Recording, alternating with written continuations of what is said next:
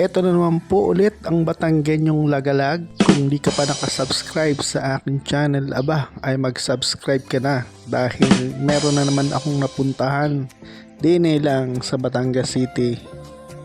Ariho ang dinudumog at dinadayong lumian dine sa Tingga Taas sa Batangas City sa Kakang Emong's Lomi. Sige, timplahin na ang pamalakas ang toyo, kalamansi at sili habang iniintay ang ating special lomi. Ready na ho ang ating toyo, kalamansi at sili.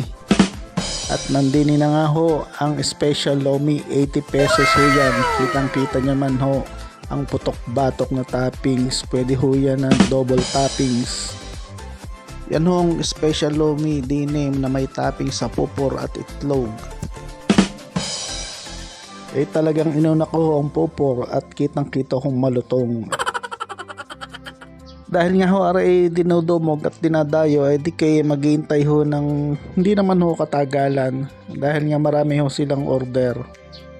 Dini ho ay marami pang na-order, hindi lang ho lomi kaya lang ang sadya ko ho ay lomi, kaya lomi ang aking in-order.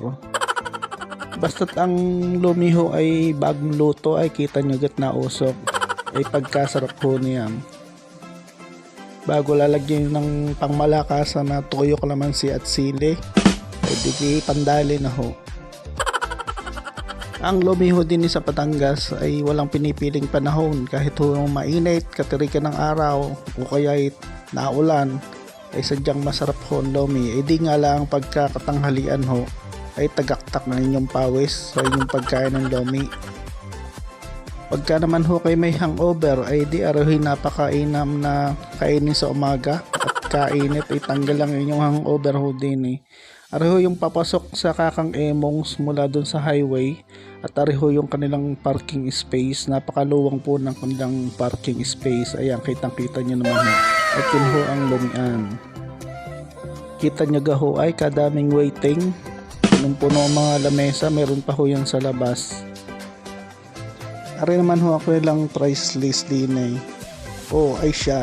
Kay diyan muna at ako'y maglalagalag muna. Salamat po sa inyo.